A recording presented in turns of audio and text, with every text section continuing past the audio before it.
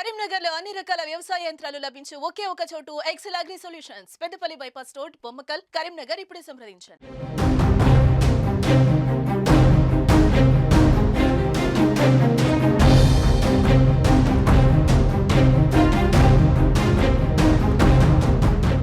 నమస్తే, welcome to Suman TV Karimnagar. నేను మీ అనిల్.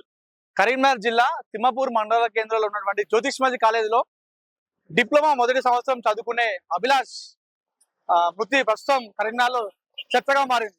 అదేంటంటే గత నెల 3వ తేదీన తిమ్మపూర్ పోలీస్ స్టేషన్ లో అభిలాష్ తండ్రి మిస్సింగ్ కేసు నమోదు చేశాడు.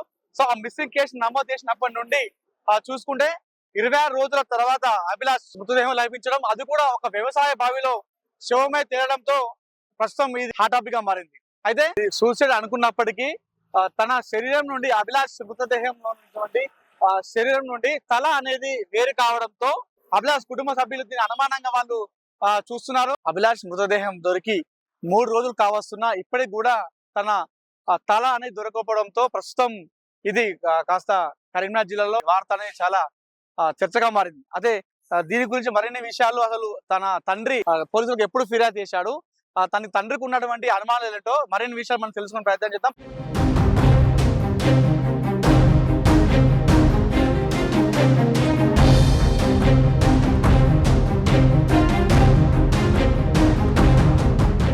సో ప్రస్తుతం మనమైతే ఎవరైతే అభిలాష్ ఏదైతే వ్యవసాయ బావిలో మన మృతదేహం లభ్యమైందో ప్రస్తుతం మనం అక్కడే ఉన్నాము. ఇక్కడ మనం చూసుకున్నట్లయితే శరీరం మాత్రమే దొరికిందని చెప్పాము కదా, ఒక తల ఇంకా దొరకలేదు. సో ఆ తల కోసం వెతుకులాట సాగుతుంది. పోలీసుల పర్యవేక్షణ ఇక్కడ కొంతమంది కార్మికులు ఉన్నారు. ఆ కార్మికుల సమక్షంలో ఇందులో బావిలో అయితే నీళ్లను ఖాళీ చేసే ప్రయత్నం చేస్తున్నారు. సో దాని వల్ల తల దొరుకుతుందేమో అని చెప్పేసి వాళ్ళు ఇక్కడ ప్రయత్నిస్తున్నారు. మిగతా విషయాలు తెలుసుకునే ప్రయత్నం చేద్దాం. ఫస్ట్ మనతో మాట్లాడడానికి అభిలాష్ బాబాయ్ ఉన్నారు.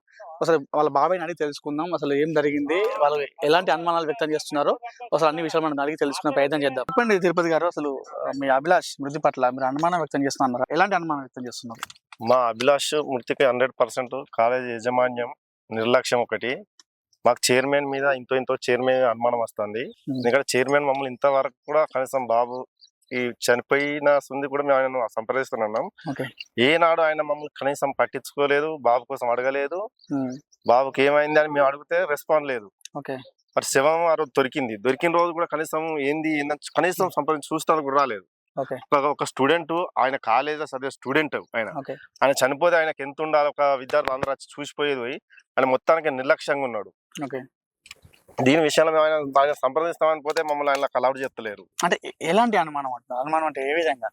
మమ్మల్ని ఆయన ఏదో చేసి ఉంటాడనే బాగున్నది మాకు. అంటే గతంలో మీ అబ్బాయి ఎప్పుడైనా నాకు ఈ ప్రాబ్లం ఉంది బాబాయ్ అని చెప్పేసి ఎప్పుడైనా మీ కుటుంబ సభ్యులతో కానీ మీతో ఎప్పుడైనా మాట్లాడా మీతోనే? కొంచెం టార్చర్ పెడతారు అన్నట్టు మాట్లాడేది. ఇంట్లో ఉండా కొంచెం టార్చర్ పెడతారు. అంటే ఎలాంటి టార్చర్ అంటే ఏ విధంగా? అంటే ఈయనకంటే పెద్ద స్టూడెంట్స్ ఉంటారు, వాళ్ళ ద్వారా ఈయన కొంచెం బెదిరించుడు అట్లా. నేను ఇల్లు ఉండ బాబా డాడీ. మీరు ఏం కోరుకుంటున్నారు ఫైనల్ గా?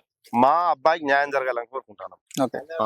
మా అబ్బాయికి న్యాయం జరగాలి. 20 ఏళ్ళ చెట్టు అంతా కొడుకుపోయిండు, తండ్రి పరిస్థితి చూడు.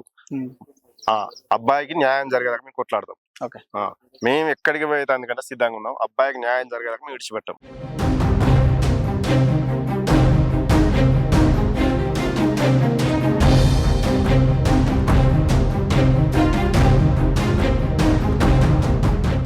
ప్రస్తుతం మనతో మాట్లాడడానికి అభిలాష్ తండ్రి శ్రీనివాస్ ఉన్నారు. అసలు వారితో మాట్లాడతాం.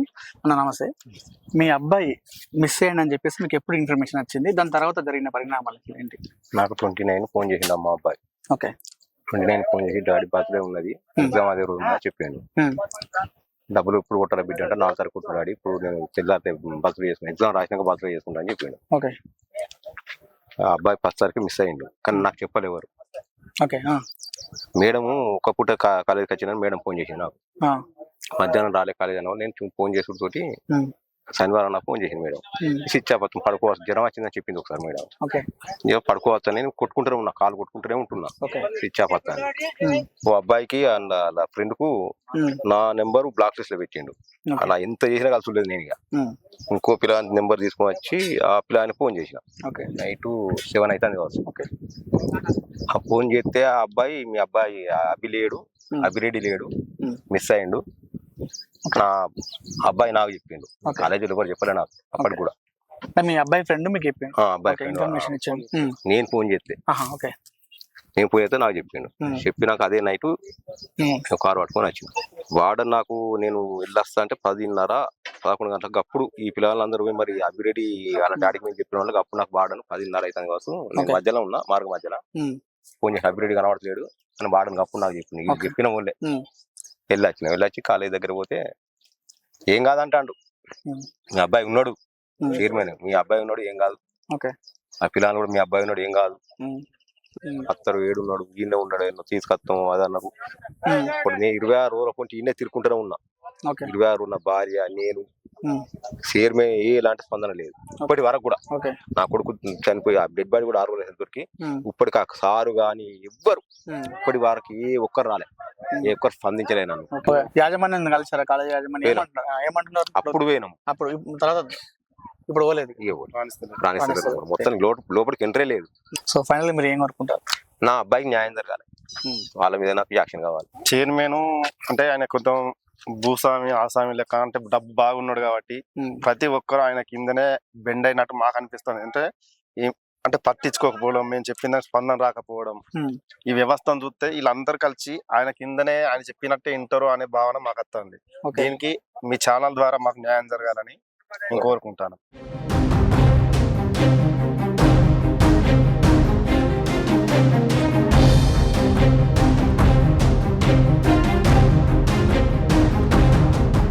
సో మొత్తానికి అభిలాష్ మృతి పట్ల తమ కుటుంబ సభ్యులు ఆవేదనతో పాటు అనుమానం కూడా వ్యక్తం చేస్తున్నారు.